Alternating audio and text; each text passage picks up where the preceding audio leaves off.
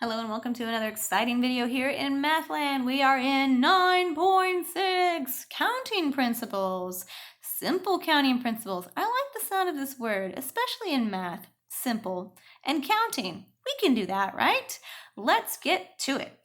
Okay, so they're going to outline a few basic counting problems here in example 1 and example 2, and that's great and good, and you can read all about it on page 736. But what I want to get to is fundamental counting principles, because you can't have fundamental without fun, right? See it right there? Okay. Well, they have all this gobbledygook in math speak here. I can read it to you, and you could probably translate later, or we could just jump to examples. No, let's read it. Fundamental counting principle. Let E1 and E2 be two events. The first event, E1, can occur in M1 different ways. After E1 has occurred, E2 can occur in M2 different ways. The number of ways that the two events can occur is M1 times M2. Okay, now it makes perfect sense, right? Okay, well, let's get to some examples where we're actually doing this in a real life situation. And then you can see it all comes together in some kind of mathematical magic, which is so exciting. Okay, let's take a look at example 3. Hey, here we are. What happened to example 1 and 2? They're on the other page.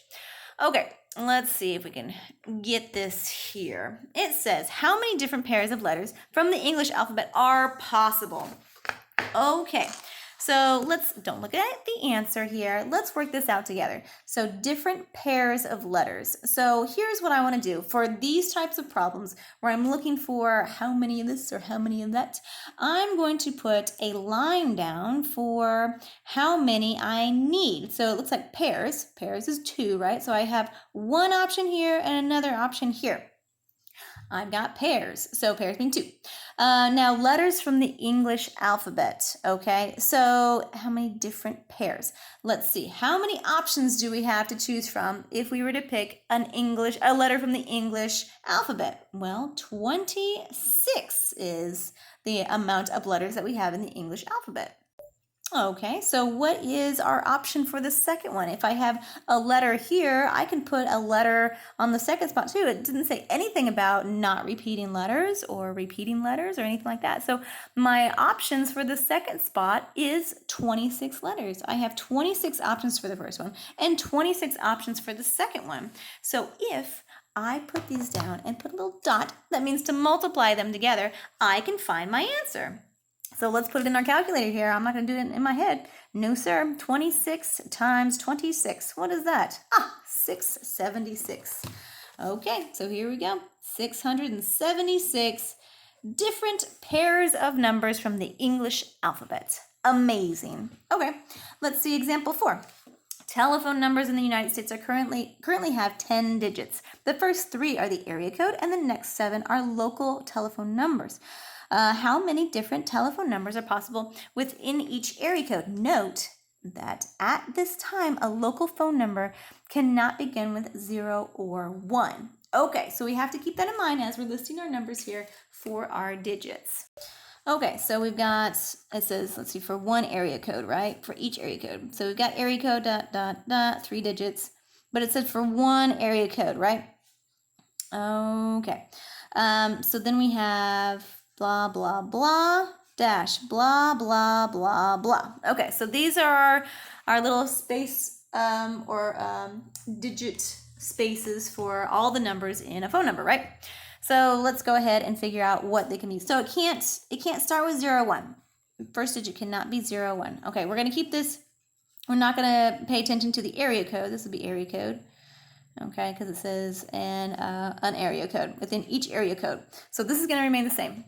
Okay, I'm not going to pay attention to that. Now over here, I've got the 3 digits and the 4 digits of a regular phone number.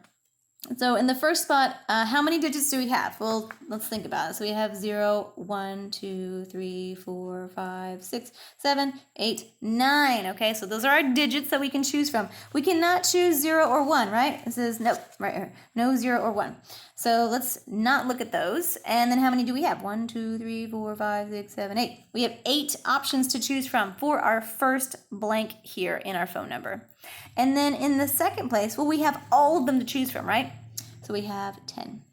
And then the next one we have all of them to choose from, and then all of them to choose from, and then all of them, and then all of them, and then all of them. So if we multiply all these guys together, we will get our answer. So let's see what we have with that here. So, oops, I'm plotting something. Okay, so 8 times 1, 2, 3, 4, 5, 6, 10 to the 6th power. Okay, wow. We've got 8 times, how many zeros? 1, 2, 3, 4, 5, 6. 1, 2, 3, 4, 5, 6. Okay. Ta-da. Oops, wait, wrong spot. 8 million phone numbers to choose from. Yay. Okay, so there we go. Yay, we were right. Next page. Oh, actually, this is permutations and computations. I don't want to get into this, so we're going to go straight to examples. Okay, here we are in the 9.6 exercises. I'm just going to grab a few from this homework section here, the exercises, and we're going to work these out together. Okay, let's see what we have in the first area here, the 1 through 8 section here. It says determine the number of ways a computer can randomly generate one or more such integers from 1 through 12. Okay, so let's get some paper up here, and then we can figure out what we can generate here. So I'm going to do number 2. Number 2, we're looking for even integers. Okay, and then we have 1 through 12. So 1, 2, 3, 4, 5, 6, 7, 8, 9, 10, 11, 12. Now you don't have to write all these down. I'm just going to write them down so I can see visually what I'm choosing from. So I'm doing number 2. Even integers. Okay, so we have, there's 2, 4, 6, 8, 10, 12. How many do I have? 1, 2, 3, 4, 5, 6. 6. Done. Yep. So that's number 2. So the first few you have on 1 through 8, you're just figuring out how many you have from this collection of 12 numbers here. Okay, let's move on to another example in the second part here. The next part. Number 10. Let's do number 10 together. Okay, it says a customer in a computer store can choose one of 4 monitors, one of 3 keyboards, and one of 5 computers. If all the choices are compatible, determine the number of possible systems of configurations. Okay, so this is number 10 example. Oops, wait, you can't see what I'm writing here. Let's move down here. Okay, so let's see. We've got, can choose one of 4 monitors. So we've got 4 monitors. Okay, we've got 3 keyboards. Okay, and then 5 computers. Okay, well, here we go. Our options are monitor, keyboard, computer. So how many options do we have? 4. How many options do we have here? 3. How many options do we have here? 5. So if we multiply them all together, we get 4 times 3 is 12. 12 times 5 is 60. Yay! 60 options. Okay. The number of possible system configurations. Okay, so let's try another one. That was number 10. Let's do number 14. Maybe let's go down here. Okay, it says a true-false exam. Ooh, scary. Okay, true-false exam, number 14. Let's do that one right here. You guys can see it here. Oops. Okay. It says true-false exam. In how many ways can a 12-question true-false exam be answered? Assume that no questions are omitted. Okay, so for 12 questions, so I can list all these out. I can put 12 little dashes. 1, 2, 3, 4, 5, 6, 7, 8, 9, 10, 11, 12. And how many options do I have for each answer? Well, I have true or false, right? Those are 2 options I have to choose from, either true or false. And then the options are going to be the same for all of them, right? True, false, etc., etc. So I'm going to have 2, 2, 2, 2, 2, 2, 2, 2, 2, 2, 2. Okay, so what if I just say it is 2 to the 12th? Because I'll have 2 written down 12 times. So if I grab my calculator, there we go. I found it. So let's do 2 to the 12th. Okay, wow, 4,096. Okay, so that's how many ways you can answer a 12-question true-false exam. Okay, Let's try one more example from these exercises here. Let's do number 20. Okay, so 4-digit numbers. Ooh, this is a good one. It has several parts to it. So number 20. Okay, let's do part A. It says, how many 4-digit numbers can be formed under the following conditions? A, the leading digit cannot be 0. Okay, let's back up a little bit. So we have A, how many 4-digit numbers? So 1, 2, 3, 4. I'm going to make 4 spaces for my digits that is required in this question. So the leading digit cannot be 0. Okay, so lead cannot be 0. Okay, well, how many options do I have here? Okay, let's see. Again, my digits, I'm going to list them out. 0, 1, 2, 3, 4, 5, 6, 7, 8, 9. Okay, so it cannot be 0. So how many do I have to choose from for that first blank right here? 1, 2, 3, 4, 5, 6, 7, 8, 9. 9. I have 9.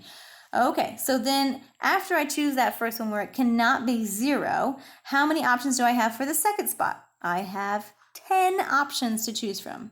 Okay, and then we're going to figure out the next one. So how many digits do I have to choose from for the next position? Of course, just 10. And then the same for the last one because it said nothing about repeating things.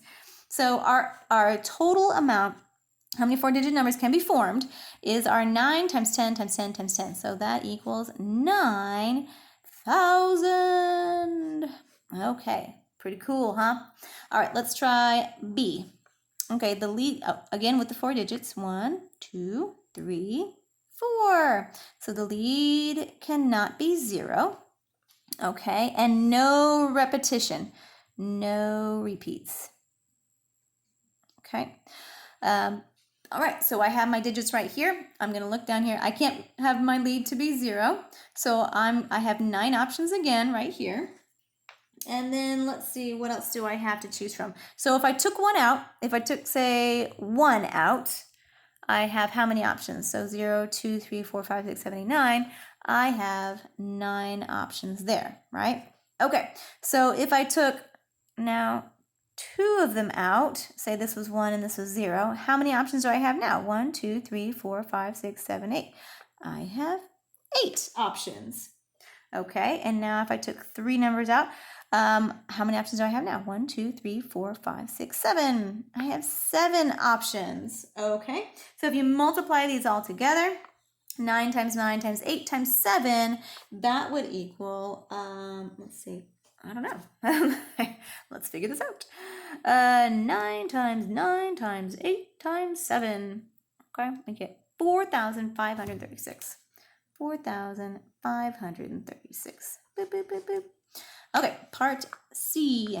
We have 4 digits. 1, 2, 3, 4. Okay, part C. The leading digit cannot be 0. All right, not be 0. And let's see. The number must be less than 5,000. Okay. So let's again figure out how many we can put, how many options we have for the first spot here. Okay, it can't be 0.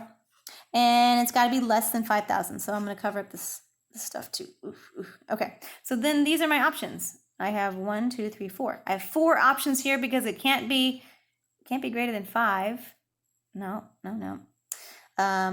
So we can have 4. We can have 4,999. Okay, it can't equal 5,000 either. So we have 1, 2, 3, 4. 4 options here. Okay, do you guys see that? It can't be 0. It can't be 5 through 9. Okay, so now what's our next option here? Well, we have all of them to choose from because the next digit could be anything. So we have 10 to choose from here, and 10 to choose from here, and 10 to choose from here. So our largest number could be 4,999, but they could be repeated. It doesn't really matter. So if we multiply those all together, we get 4,000. Okay. Next, part D. Okay, we have our 4 digits here. Boop, boop, boop, boop. Okay, our lead cannot be 0. Okay, cannot equal 0. And the number must be even. It's an even number. Okay, so what does that have to deal with? It has to deal with the last digit right here. I mean, these could be anything, right? but the last digit has to be even, which means it's divisible by 2. Okay, so that deals with this guy right here. Okay, let's work from left to right. The first one cannot be 0, so I got to take that out. It could be all of these digits right here, so I have 9 options to choose from. The next one, we could have anything there, 10. And how many options here? We have 10 options to choose from there. And this last one has to be an even number, which means it's divisible by 5. So how many options do we have? Well, we can have 0. 0 is divided by 2. It equals 0. So we have 0, we have 2, we have 4, we have 6, we have 8. So 1, 2, 3, 4, 5 options right there. Okay, so let's see. 9 times 5 is 45, times 100 is 4,500. Ta-da! There we go. Last example for this one right here. That's it, the end.